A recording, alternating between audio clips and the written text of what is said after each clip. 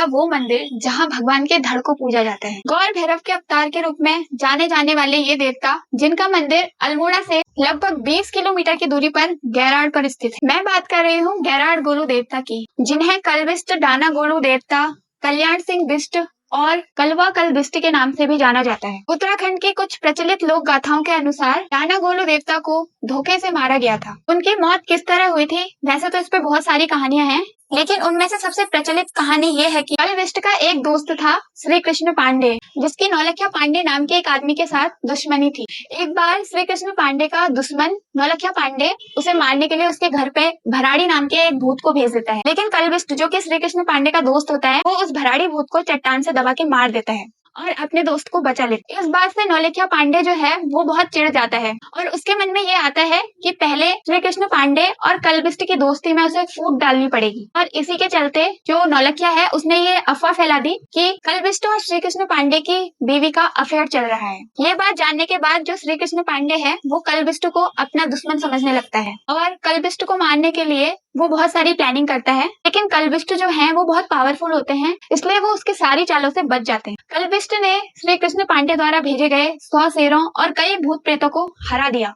कलबिष्ट को मारने की जब श्री कृष्ण पांडे की सारी चालें फेल हो जाती हैं, तो वो उसको धोखे से मारने की सोचता है। तो इस साजिश में वो कलबिष्ट की ही बहन देवकी के पति लक्ष्मी सिंह बिष्ट को अपने प्लान में शामिल कर लेता है, जो कि पहले से ही कलबिष्ट से चिढ़ता था। कलबिष्ट जो है एक गौचर होता है और उसका रोज का काम है गाय और भैंसों को चराने ले जाना। एक दिन लक्ष्मी सिंह कलबिष्ट की भैंस के पैर में एक कील ठोक देता है।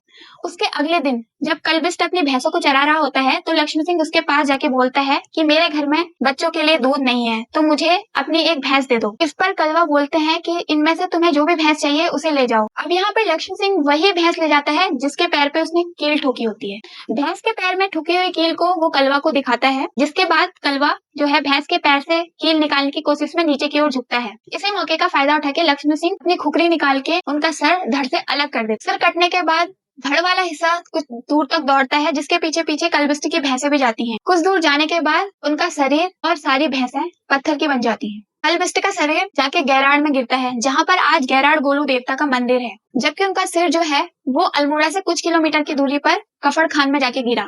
तब से लेके आज तक कफड़ खान में कलबिष्ट के सिर की पूजा होती है और गैराड में उनके धड़ की पूजा की जाती है। गैराड मंदिर के पास जो काले काले पत्थर आज मौजूद हैं, उनके बारे में कहा जाता है कि ये वही भैंसें हैं जो कि गैराड गोलू देवता के धड़ के पीछे दौड़ी थी। माना जाता है कि मरने के बाद कलबिष्ट ने पांडे खोला में श्री कृष्ण पांडे के परिवार को सताना शुरू कर दिया था एक प्रेतात्मा के रूप में, और नौलखा पांडे के परिवार को श्राप देकर उनके पूरे वंश को समाप्त कर दिया। चितई गोलू देवता की तरह ही कलबिष्ट डाना गोलू देवता को भी न्याय के देवता के रूप में ही पूजा जाता है, क्योंकि उनके साथ अन्याय हुआ था तो वो किसी के साथ अन्याय नहीं होने देंगे। ऐसे ही और भी कई अनटोल्ड स्टोरीज के लिए हमारे साथ जुड़े रहें।